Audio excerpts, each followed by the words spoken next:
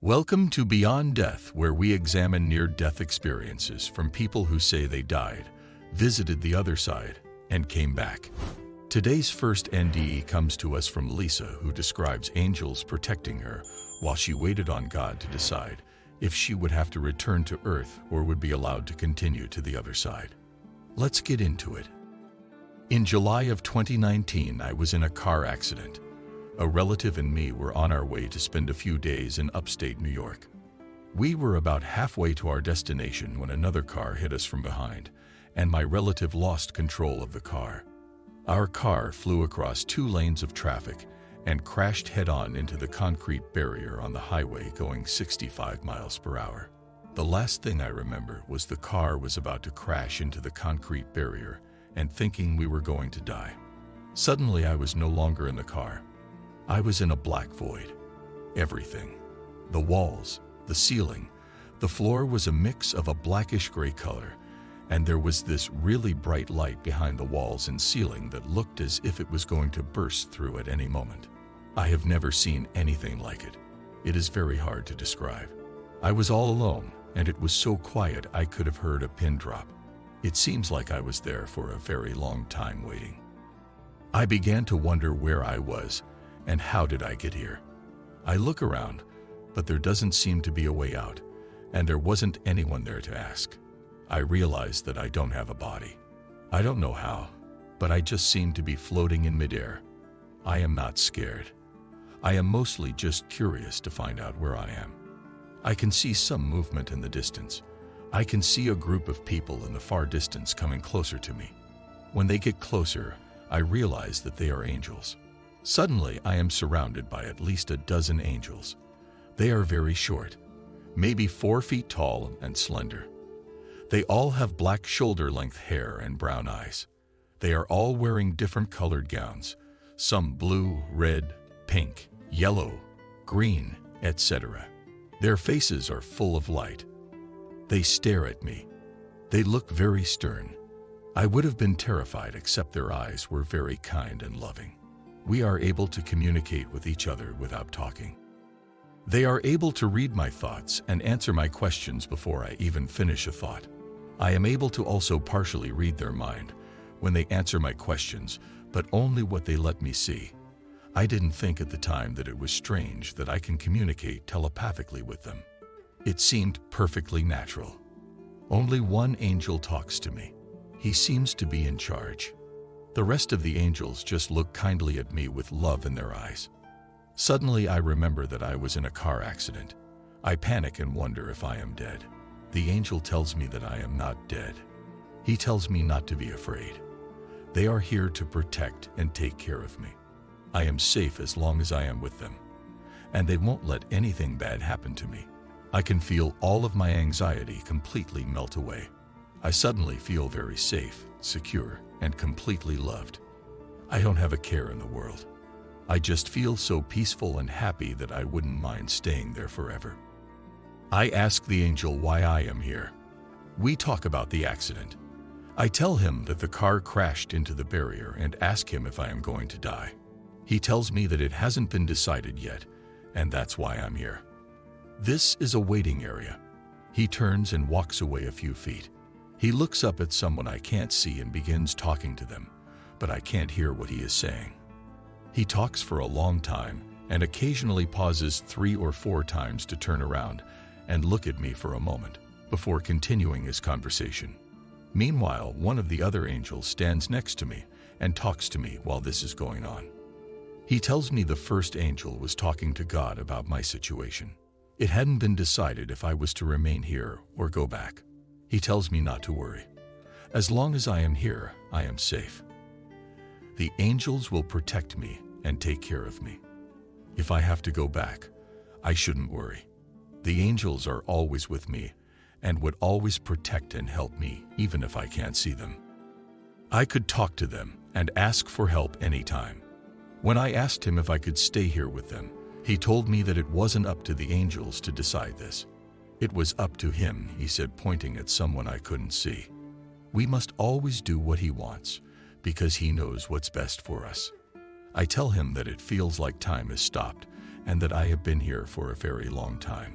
The angel tells me that I am currently outside of time. When I ask him what he means, he tells me that the angels had to slow down time in order to save me.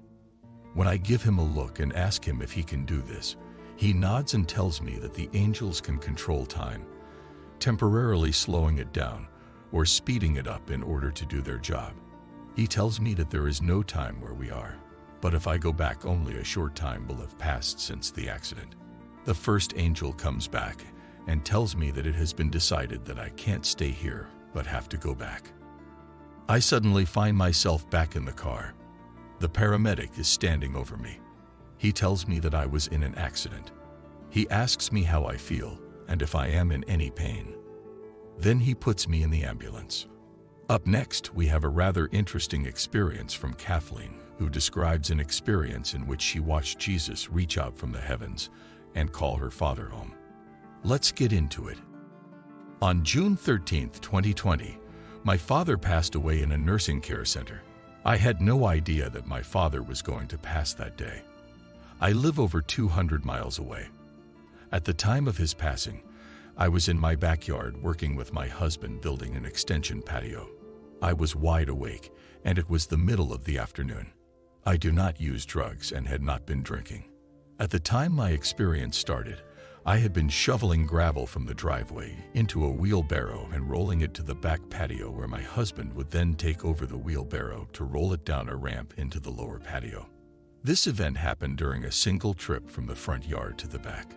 As I describe this experience, it is coming from two perspectives.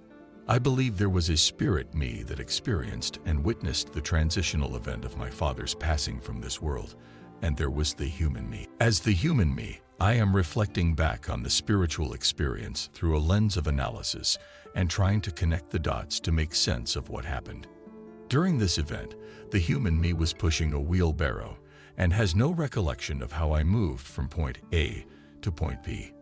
The spirit me witnessed something else. As I was rolling the wheelbarrow past the maple tree, I was out of breath. So I stopped to take a quick break. I was standing about 5 feet from our maple tree. I recall looking up into the blue sky, feeling the warmth from the summer day. Something swept through me. A thought was spoken, "What a beautiful summer day," while at the same time I was experiencing an emotion of absolute joy. A transition of some sort occurred at this point. I can only describe the feeling as pure joy sweeping through me from my back to my front.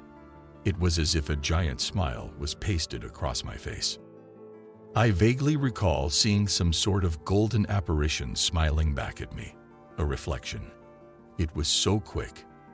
There was an upward lifting sensation, and I also recall the sensation of my eyes rolling up towards the top of my head. Something changed so seamlessly at this point that I did not even realize it changed. After this transition, my attention shifted to the maple tree. The tree I was standing 5 feet away from now appeared to be more than 50 feet away. The backyard appeared to be stretched or warped. Even at this moment, it never occurred to me that anything had changed or was abnormal. I didn't even question how I moved so far in an instant. There was a man with his backside facing me standing under the maple tree. At that time, I assumed was my husband. I felt a little agitated at him because I left him in the lower patio, and I was wondering what he was doing under the tree. I looked down at his feet. He was wearing jeans, a baseball cap, and a blue t-shirt. He did not appear as an apparition or a ghost. He appeared like a young, full-bodied man. During this part of my experience, I did not realize this was my father. I was about to yell at him, "What are you doing over there?" But for some reason I did not. At another point during this experience, I recall wanting a closer look at something, and instantly, I was both far away and being right up to the backside of his neck, as if I were only inches away. I saw every single hair sticking out between the strap of the baseball cap. I can describe it as being up close while at the same time being in the distance. I honestly don't know whose hair I was looking at. My husband at the time was still in the lower patio on the opposite end of the yard. The man under the tree was obviously not my husband. I moved on to what I can only describe as the next scene. I still perceived myself as working in the backyard. In my mind, I was heading back to the front. I noticed a light coming in on the left side of this man. I remember thinking to myself, "Oh, a light is coming in." But I wasn't really impressed or didn't understand the significance of it. But I was thinking, pretty light. Then it was as if I was walking past the tree again, or my attention was redirected back on the light. This time, I noticed something different about the light. Like, you don't see this every day. It was a soft, white, and misty light. It shimmered as if it contained sparkles of light. There was a white clarity that is difficult to describe. I also saw colors or hues of light pinks and blues. The light was bathing this man on his left side, and it was absolutely beautiful. I just stood there and said to myself, "Wow, that is beautiful. I wish I had a camera." It may be worth noting that the sun at this time of day was on the right side of the house, while this incredibly beautiful light was coming in on the left. What happened next was the most profound part of my experience. I saw or perceived a robed arm stretching out from this light. I say perceived because for most of my experience, I can close my eyes and revisit all the vivid details, except with regards to this large arm stretching out of the light. I know I saw an arm at the time of my experience. But when I close my eyes to revisit the memory, I cannot see it except I remember the intense sparkle, twinkle that occurred when the arm made contact with the backside of my father's left shoulder. It was as if a seam had opened up in my backyard and light was pouring out of it. The being emanated an intense light that was the light, and was inside the light. The light was brilliant but soft. I did not see a face. At the same moment when the stretched out arm made contact with the backside of my father's left shoulder, a bright sparkle, twinkle occurred. At that exact same moment, I heard a voice or thought inside my head, saying the words with the most indescribable loving intensity. "I love him." It was like an internal voice that was soft and whispering, "I love him." It was not my thought, although it felt like it came through my mind. I understand now that I was being spoken to telepathically. The intense love being expressed through my heart, while simultaneously hearing the thought, "I love him," was so intense. I felt what I would describe as being crippled in love and awe. It was both an emotional and physical experience. I felt as if I was tilting my head into my left shoulder in awe, like one would do when witnessing the most innocent and beautiful thing you could ever imagine. At the same time, my heart just swelled in love. I believe now that I was truly sharing my father's death experience in these moments. When the light being made contact with his left side, my heart on the left side literally swelled with love. I felt it as a physical sensation. I thought, responded, "I would never say that." I understand now that my response was because I recognized this expression of love moving through me was not coming from me. I was confused. I spoke the truth. This love was so intense and parental in nature. I never felt that love before. I don't think it exists here on earth in that form.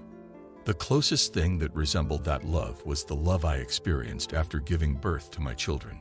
But the feeling was magnified. Was I supposed to love like that? When those words, "I would never say that," came from my mind, I felt ashamed. I realized at that moment, my soul or spirit was bare and open. There were no boundaries and nothing was hidden. There was no fear, just a bit of shame.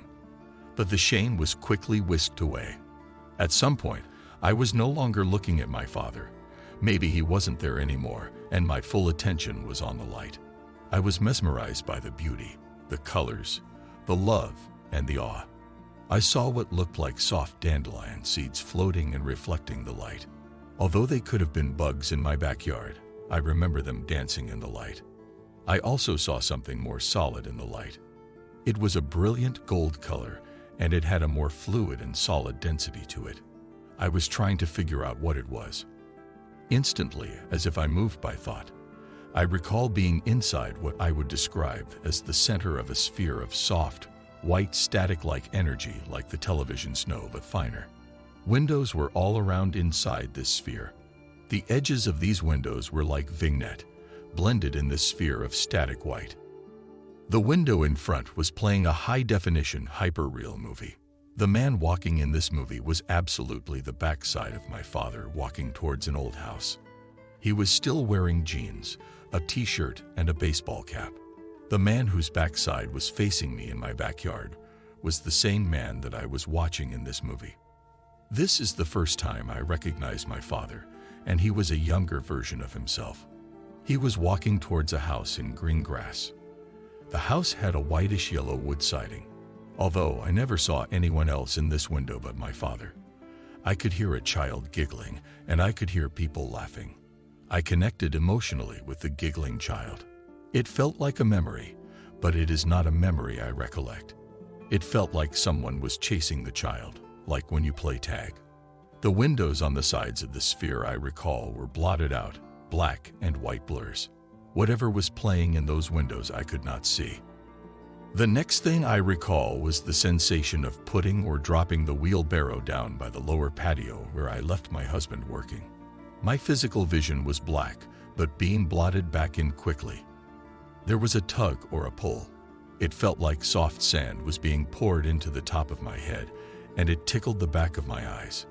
When my physical vision was completely restored in seconds, I saw my husband in the lower patio where I had left him. My first thought was, if my husband is in the patio, who is under the tree? I sat down on the patio, and I kept staring at the tree. I said to myself, what just happened? Something happened. I couldn't put my finger on it, but I know I saw someone under the tree. I still had this echo of the child giggling and a very strong sense of déjà vu. I felt heavy, like a weighted burden. Gravity.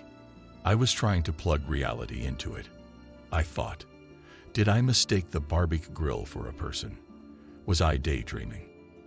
At that moment, I could not recollect the details, just fragments. I sat there puzzled.